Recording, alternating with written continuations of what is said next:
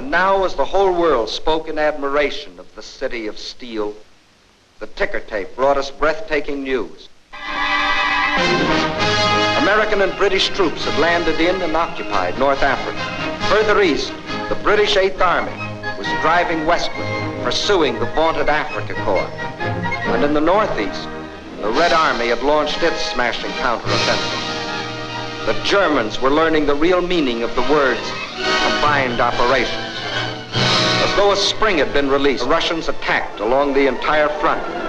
In the far north, the Germans felt the first impact as the Russians recaptured Schlüsselburg, breaking the Axis ring around Leningrad. Soon after, another offensive lashed out further south, bypassing the Germans' defense position at Rzhev and plunging down to Veliki Luki.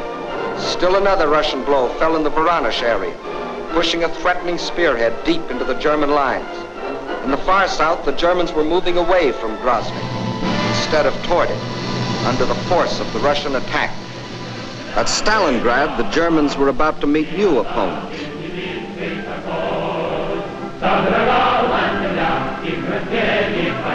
Fresh reserves were arriving from far Siberia. They had been stationed there in case of trouble with the Japanese.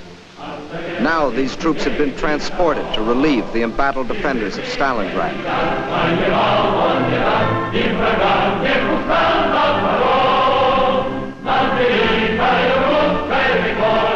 And as the reserves entered the city, at headquarters, the commanders of 3 Russian armies were meeting. The Germans had fought for Stalingrad as a prize. The Russians were determined to make it a trap.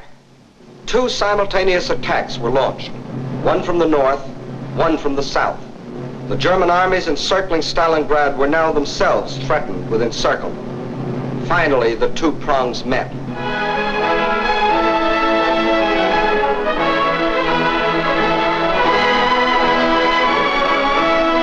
These battle-hardened soldiers of the Northern Army and soldiers of the Southern were emotional as children as they greeted each other.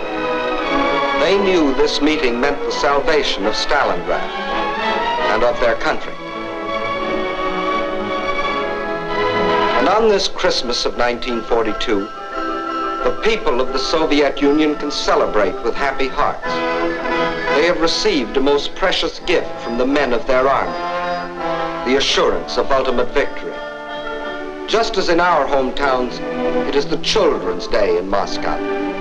It is a happier Christmas this year.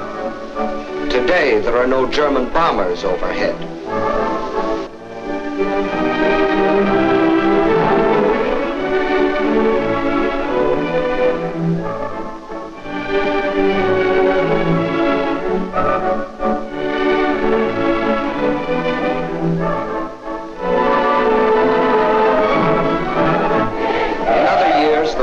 Like ourselves, celebrated on New Year's Eve, but not now. The factories are just as busy as on any other night.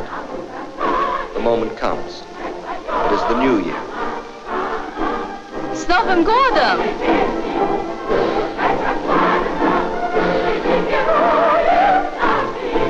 And at the front, the greeting is the same, up to a point. С Новым годом, гвардейцы! Огонь!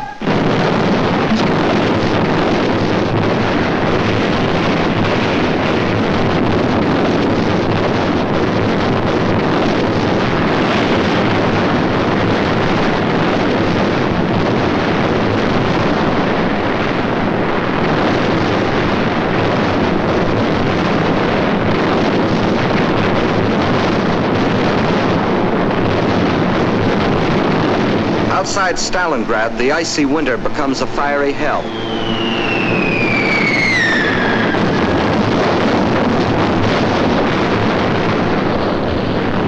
Here are concentrated the latest in Russian equipment.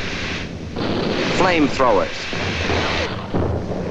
ice gliders, used here by shock troops to capture airfields in advance of the main army. Rocket guns, Katyusha, the Russians call them.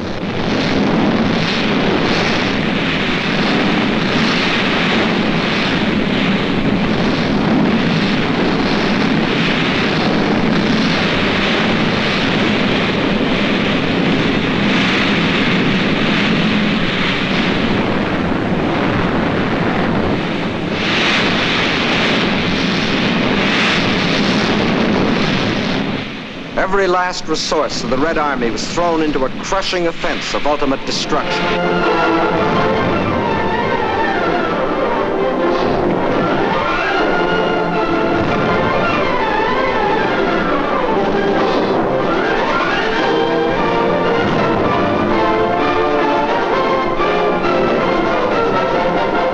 Keitel and Kessel with a vengeance, but the Nazis were getting Kesseled instead of the Russians.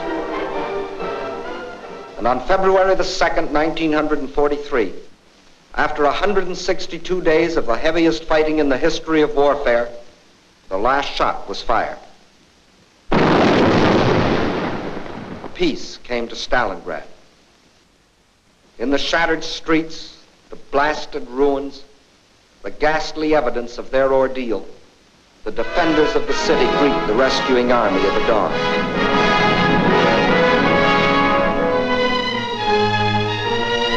Stalingrad is free.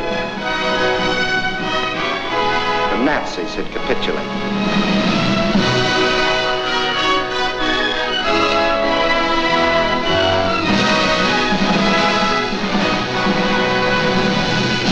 German generals who had been ordered by Hitler to take Stalingrad regardless of the cost, and who had obediently promised that the city would be his. These generals, 24 of them, who had covered themselves with such glory and such medals on the fields of Poland and Norway and France, they now had only their past glory to comfort. This is Field Marshal von Paulus, Commander-in-Chief of the German armies at Stalingrad. This is the man who told his soldiers that if they surrendered, he would see to it that their families died in reprisal.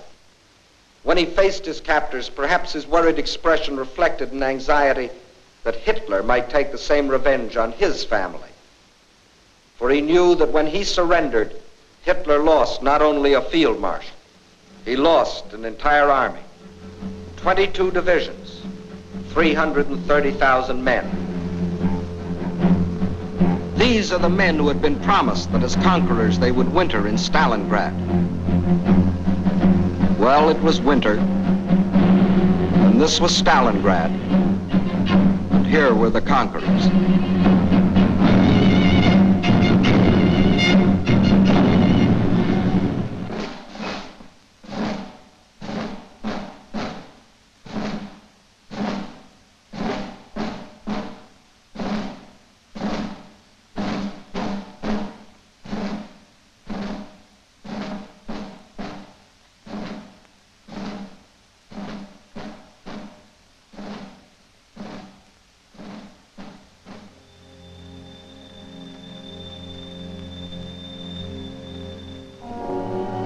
And when another spring broke over the Russian countryside, the results of the winter were clear.